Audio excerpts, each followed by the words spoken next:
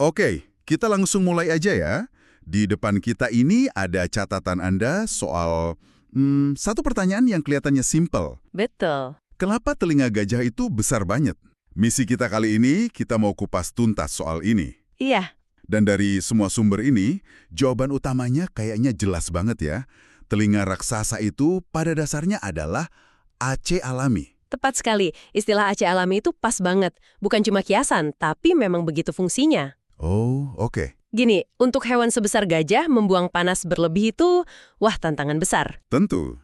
Nah, telinga ini adalah solusi evolusi yang menurut saya jenius sekali untuk masalah itu. Oke, mari kita bedah ini. Gimana persisnya cara kerja AC alami ini? Apa sih yang spesial dari telinga gajah? Kuncinya ada di desainnya, anatominya. Oke. Pertama, telinga gajah itu kan lebar sekali, tapi juga sangat tipis.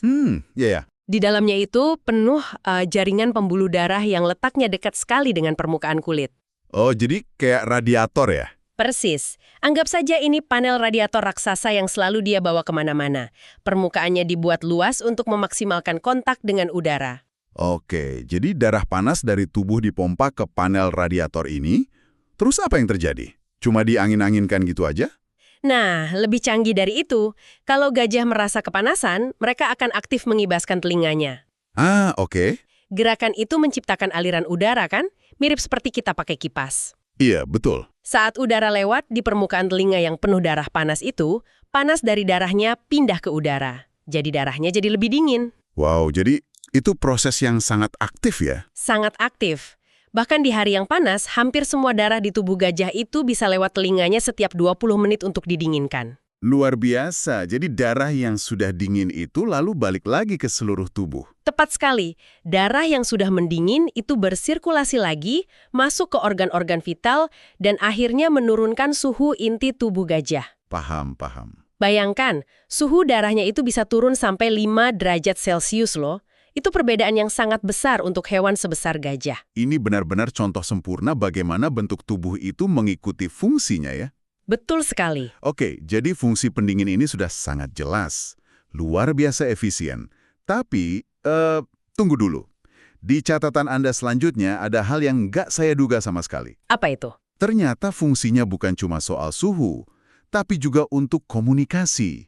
Maksudnya gimana mereka bicara pakai telinga? Nah, ini yang menarik. Telinga gajah itu alat komunikasi visual yang sangat ekspresif. Oh iya? Posisi dan gerakannya itu bisa mengirim berbagai macam pesan.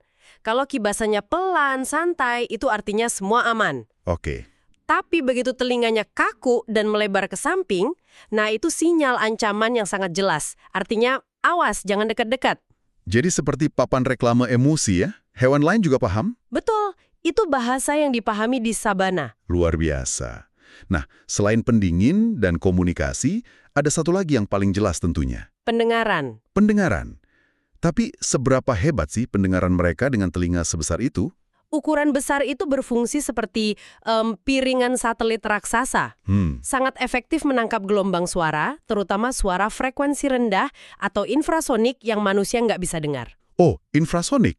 Iya, dan suara ini bisa merambat sampai berkilometer jauhnya. Jadi mereka bisa dengar panggilan gajah lain atau gemuruh badai dari jarak yang sangat-sangat jauh. Sistem peringatan dini yang vital berarti. Benar.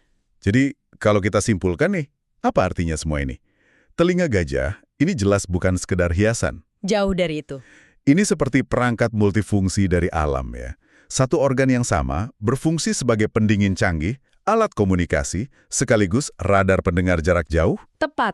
Ini adalah puncak efisiensi evolusi. Satu bagian tubuh yang sama menyelesaikan 3 masalah vital untuk bertahan hidup.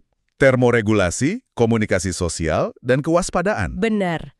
Semuanya terpaket dalam satu desain yang sangat elegan. Sebuah perangkat yang dirancang dengan sempurna. Dan ini jadi memunculkan satu pertanyaan penting untuk Anda renungkan. Oke. Mengingat betapa sempurnanya adaptasi ini terhadap panas, bagaimana ya perubahan iklim dan kenaikan suhu global di masa depan akan menguji batas kemampuan AC alami yang luar biasa ini?